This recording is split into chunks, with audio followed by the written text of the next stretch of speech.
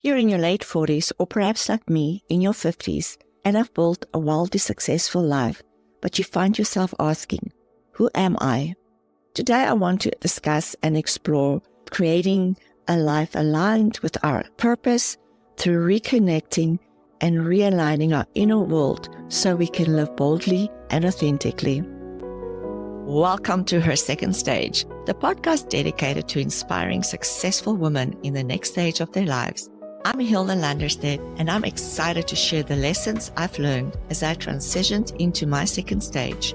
Join me on this exciting journey of sisterhood and remembering who we are at our core. Remember, no matter where you've been, the best is yet to come.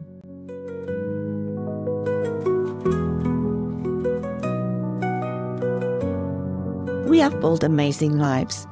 We are brave and bold, but it hasn't always been easy.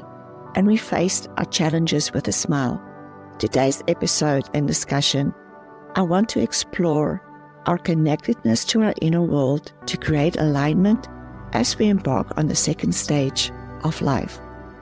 The team that navigates our inner world is our spirit, body, heart, and mind. And as they work together, they guide us to a life in line with purpose. This is so important to understand. Yet very few of us has ever had these conversations or been taught how to tap into the gifts that they offer. And that, I believe, is our birthright. And especially as we embark on this next phase of life, I think it is important to have the conversation so we can rediscover, reignite, and realign our inner world to create our next phase with authenticity. As businesswomen, we understand business, companies, what the roles of our executive teams are, and what we can expect.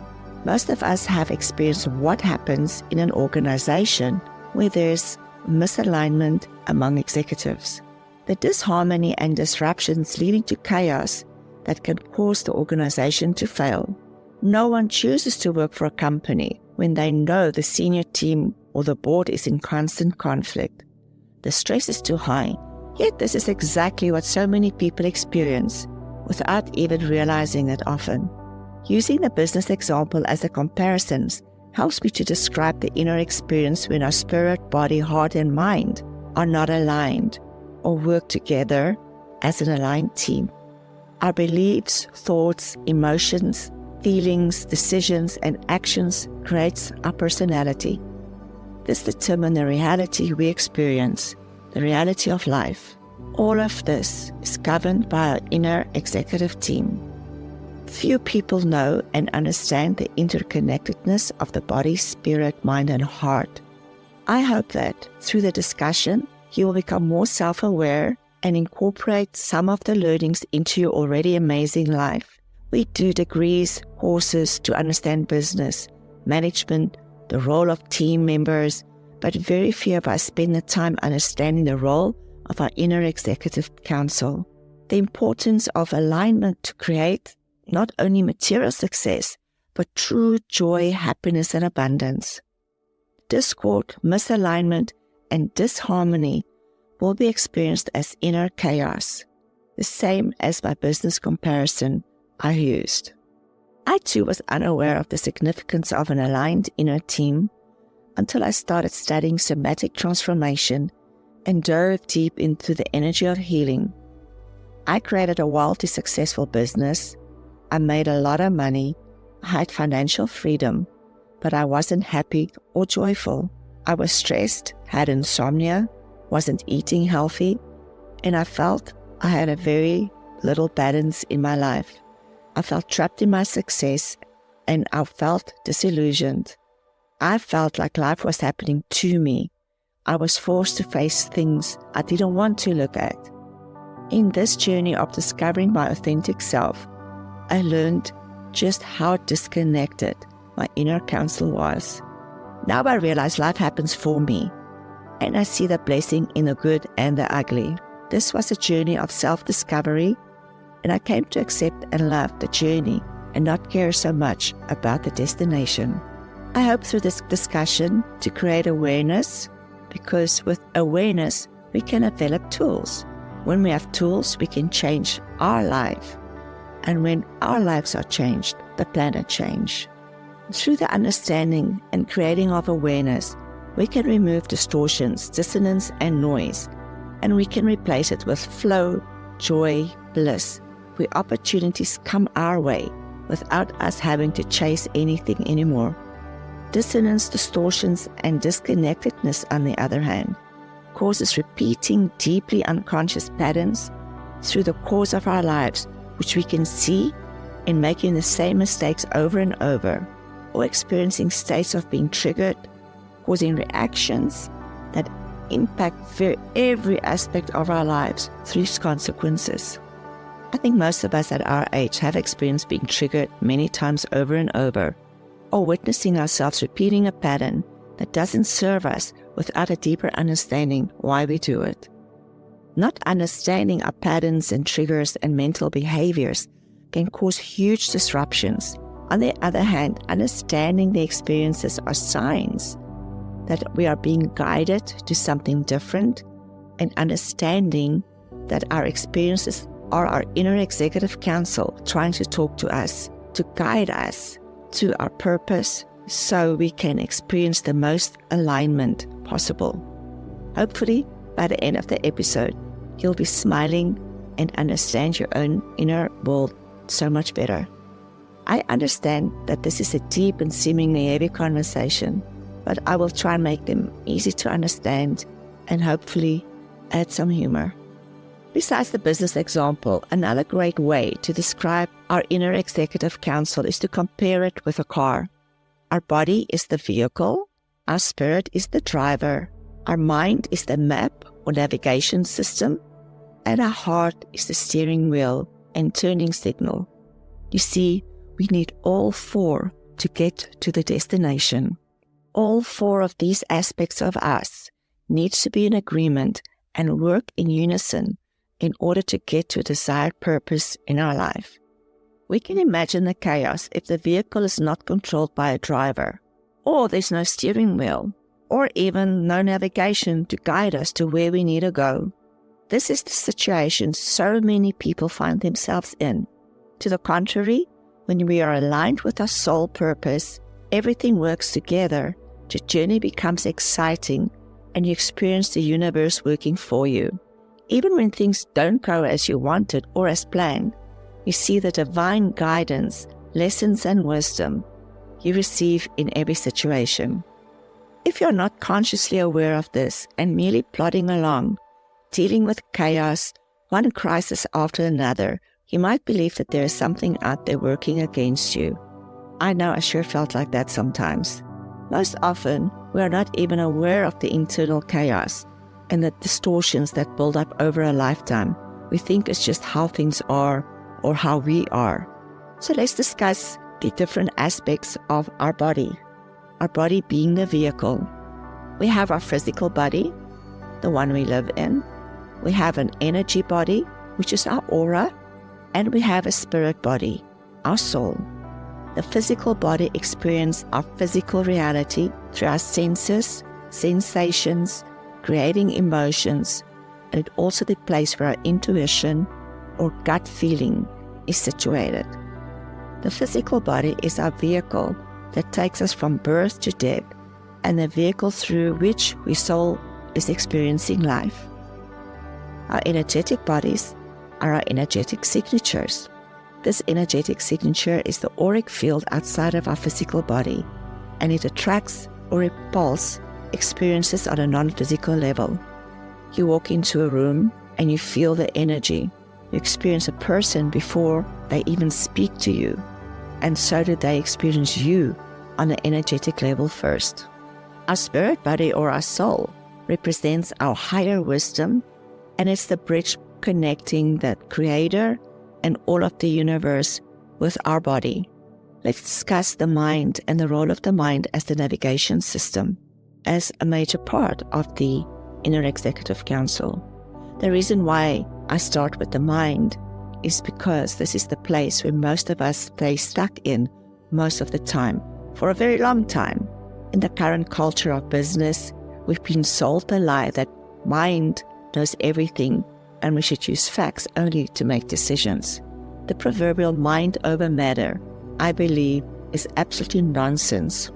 Through only consulting our mind by itself, we take past experiences, extrapolate them to a point in the future. We use different scenarios to get to that point, and we play these out in our mind. And then we base our decision on the best possible scenario that we think it could be. But all we do is we take experiences of the past, extrapolate them to the future, and we keep on repeating the past. The role of the mind is to create meaning and stories around experiences, storing these experiences as memories for future use.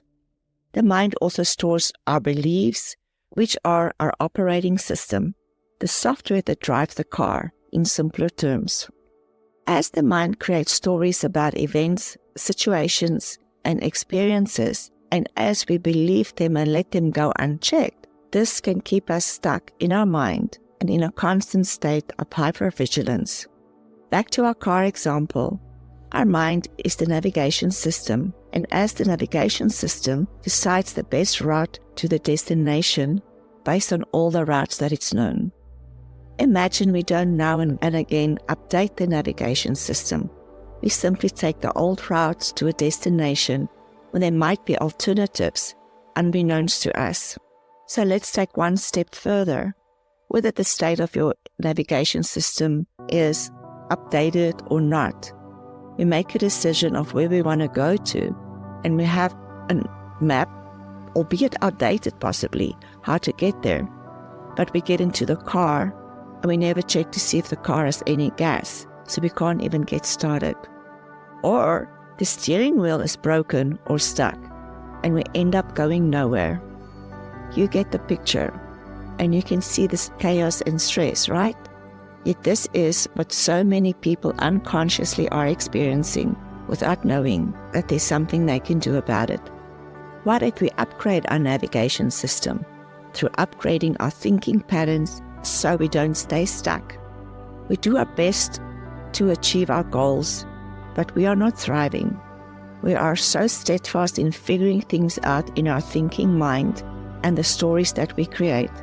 We give the mind so much power, and it's not even a consideration that there could be another way. We cannot deny that the mind is super important, but as a tool, but must be validated and aligned by the body, mind, and spirit. Our mind has three aspects to it: the conscious, the subconscious, and the superconscious mind. The conscious mind is the observer and meaning maker of our experiences. The subconscious mind houses our core belief system. Our belief system is the software that's constantly running in the background, and with the role to constantly look and see the things in life in order to further support our belief system. The mind will not even allow any information to enter if it's not aligned with our belief system. Seeing that our belief system has been created through our experiences throughout life, and especially through lessons by primary caregivers before the age of 7 years old, it is safe to say that 75% of our beliefs aren't even ours, but have been passed on by other people. Looking at, and if necessary, challenging our beliefs to see whose they are and if they are still relevant and serving you will be eye-opening. If you want to change the results of your life, you have to change and upgrade the operating system, your belief system. It's important to discard and replace what does not serve you anymore.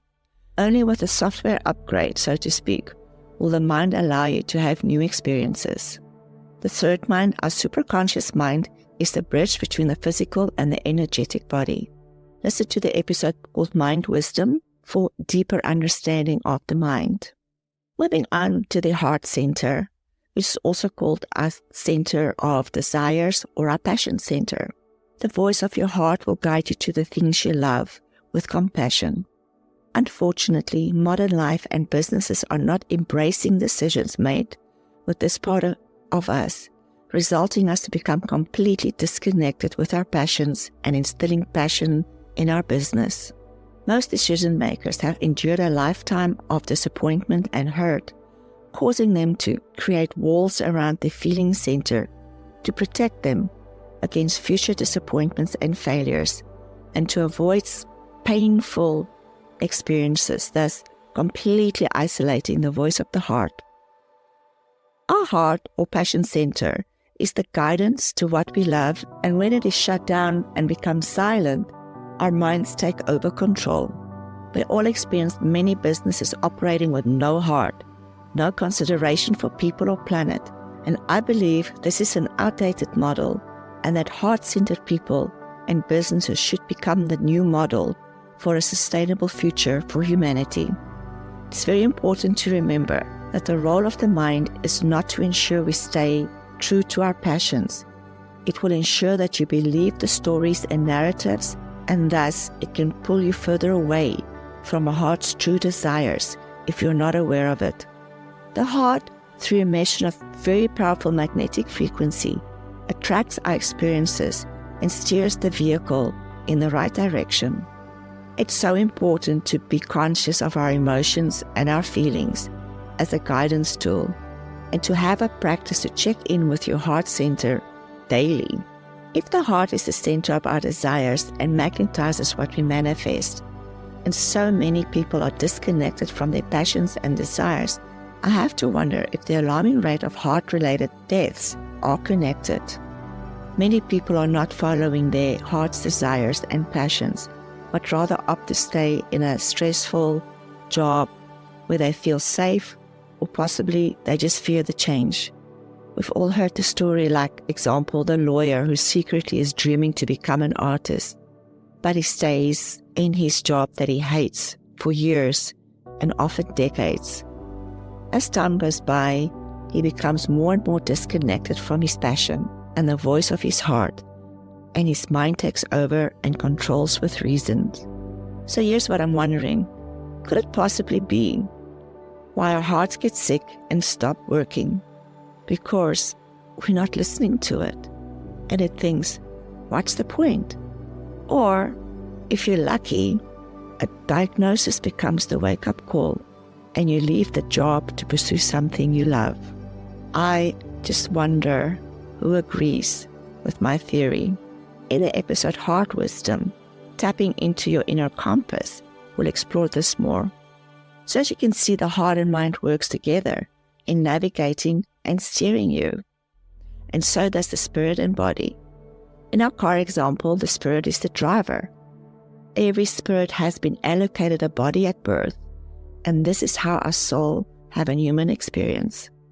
When I use the word spirit, you can replace it with whatever you're comfortable with, your soul, the universe, God. It's the bigger force outside of us that guides us towards our purpose. Spirit's guidance works through our senses and sensations, intuitions and gut feeling, that sense of just knowing. The language is spoken in emotions through the body, and usually it is a whisper. When we are not aligned with spirit, our body will communicate this with us, and we made up a word for that. It's called symptoms. Every symptom we experience in our body is our spirit's way to try to get our attention, and this is the way to communicate with us. Symptoms most often are warning signs or alerts for us, so we can take a look at whatever the message is that we are not listening to. First, it will start subtle, but over time will become more severe.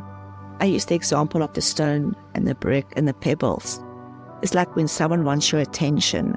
You're inside the house and they throw little stones at your windows to get your attention, but you don't hear it. And the stones, they throw bigger stones, or they throw it louder, or they throw just more stones.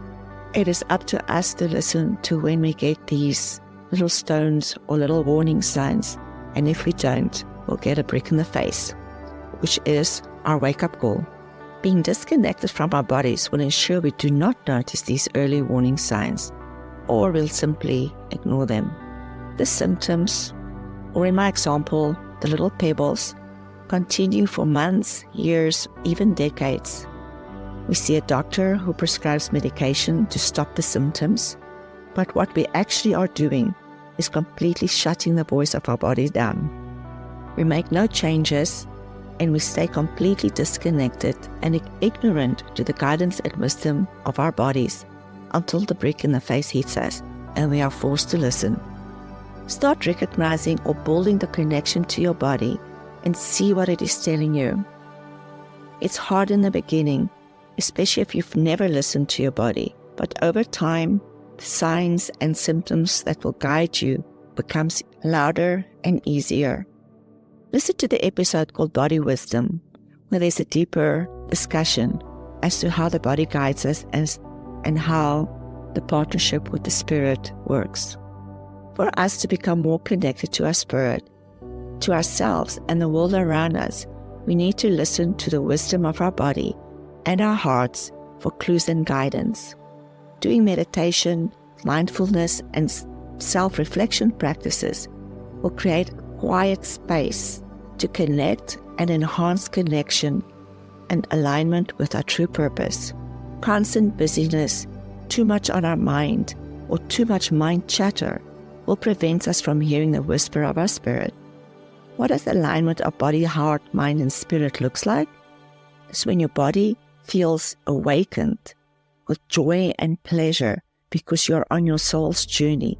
Your heart lights up and you begin to feel passionate about whatever it is that you are doing. Your vibrations are changing and you start attracting new experiences. Your mind will stop the chatter and start seeing opportunities to bring you in line with your desire. And so, you've changed your life. In this phase of life we are in, as we are creating our best second stage of our lives, we have to consider that possibly we could be hanging on to old, outdated beliefs that don't serve us anymore. This is also the stage of life where, if we do not connect with our voice of our heart and are disconnected from the voice of our body for decades, our physical body might throw us a brick in the face by presenting us with an illness. I'm aiming to create awareness so you can start becoming curious about yourself and see where there's opportunities for transcending to a newer version of you in this second stage of life. A version completely aligned with purpose. Same if you are in business. If your business is not in alignment with your higher purpose, you can now understand that and you can do something to make the change that will give you a life of legacy and purpose through the value you create.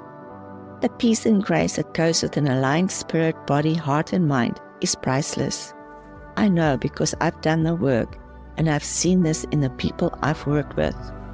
I hope listening to this episode will create the awareness and curiosity for you to explore who's in charge and why.